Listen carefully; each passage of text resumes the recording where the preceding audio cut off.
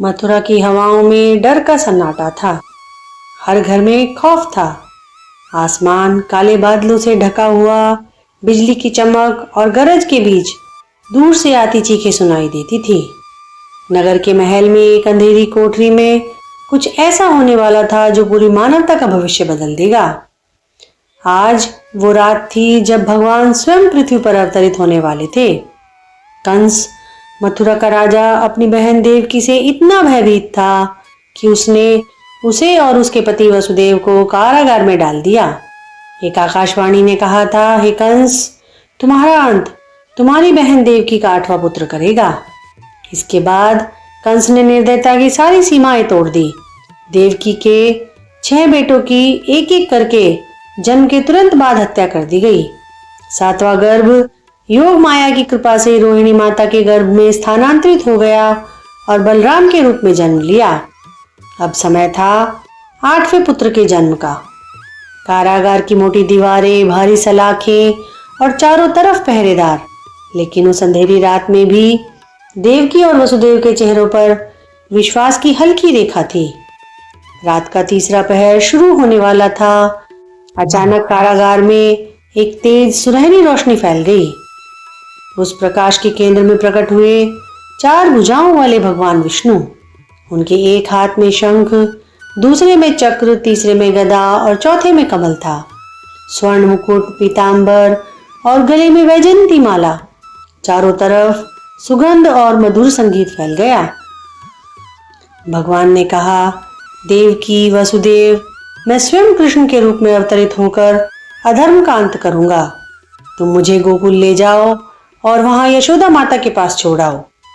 भगवान विष्णु के शब्दों के साथ ही उनका स्वरूप बदलने लगा और एक क्षण में देवकी की गोद में एक सुंदर मोहक शिशु था। नीले रंग की कांति, सिर पर मोरपंख, पीतांबर में लिपटा और होठों पर हल्की मुस्कान। देवकी की आंखों से अश्रु बहने लगे। वसुदेव का हृदय आनंद और भय दोनों से भर गया, क्योंकि बाहर पहरा था, लेकिन ईश्वर की लीला शुरू हो चुकी थी। वसुदेव ने टोकरी में शिशु कृष्ण को रखा और कारागार के द्वार की ओर बढ़े। भगवान की योग माया से भारी लोहे के ताले अपने आप खुल गए। पहरेदार गहरी नींद में सो गए और दरवाजे स्वयं खुलते गए। बाहर तूफान था, बादल गरज रहे थे, बिजलियां कड़क रही थी, लेकिन वसुदेव के कदमों में कोई हिचक नहीं थी। उन्होंने कारागार में जो ईश्वर का चमत्कार देखा था, उसी के आनंद में डूबे चले जा रहे थे।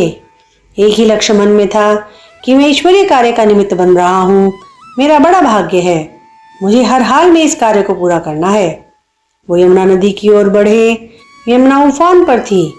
लहरें जैसे उन्हें रोकने को उठ रही थी, लेकिन जैसे ही जल ने कृष्ण के पैर छुए, लहरें शांत हो गई।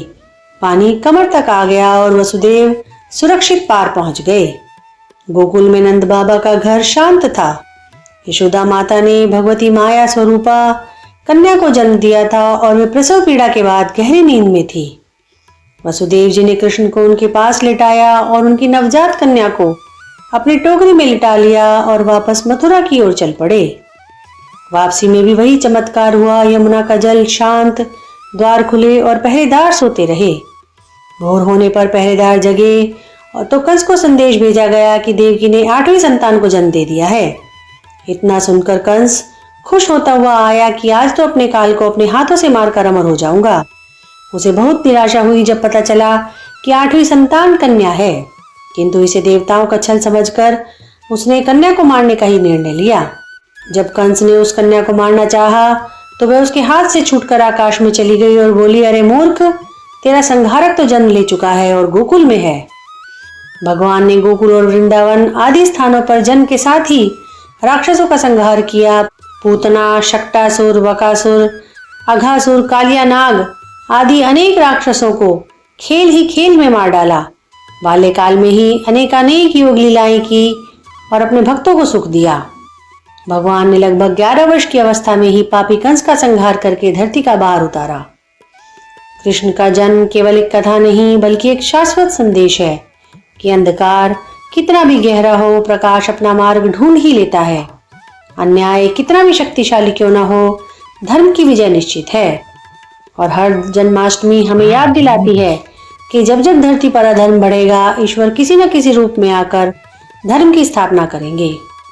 बोलो श्री कृष्ण भगवान की जय। कृपया इस वीडियो को लाइक करें, शेयर करें और चैनल को सब्सक्राइब अवश्य करें। धन्यवाद।